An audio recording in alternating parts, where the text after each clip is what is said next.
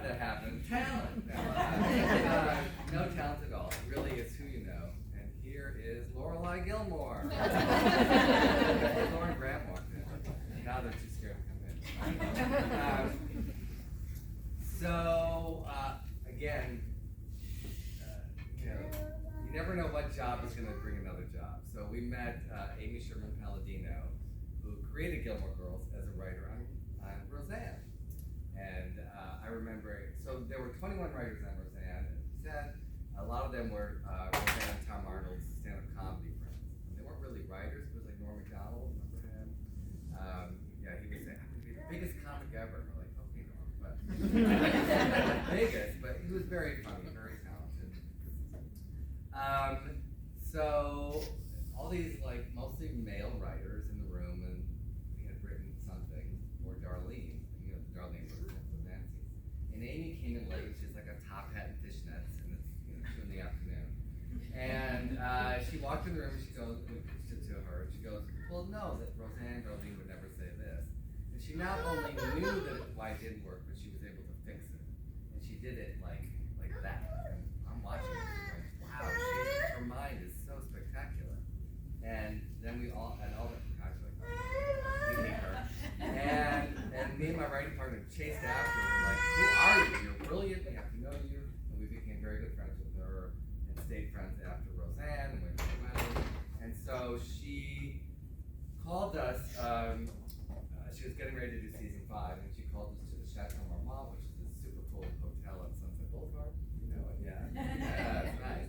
So you don't say no to drinks at the Chateau Marmont. I didn't know what she wanted, and she said, we would love you to come on to season 5. I've been going through all these writers, and nobody kind of gets me and the way I write. And we're like, it's like I just want to be have fun. So I thought I was like hired as a court jester. I would make sure she had fun. I said to her, like, you have a hit show. It's so well respected, so well written. Why are you not enjoying yourself? So that was kind of my mission, is to make her happy.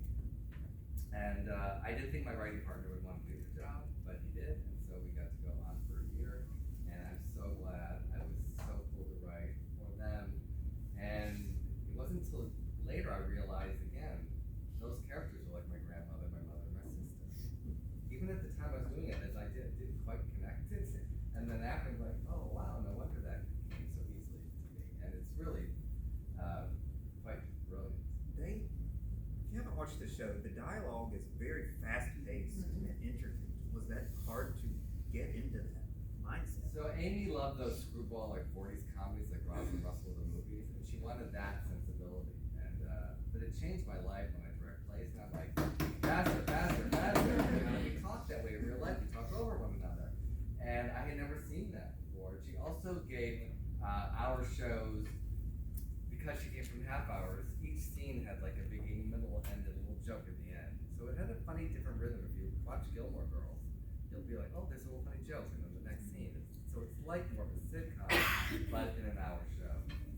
And I loved how she planned it out, the arc of the season. So the year I was on, it was about relationships breaking apart and coming together. So Emily and Richard broke apart.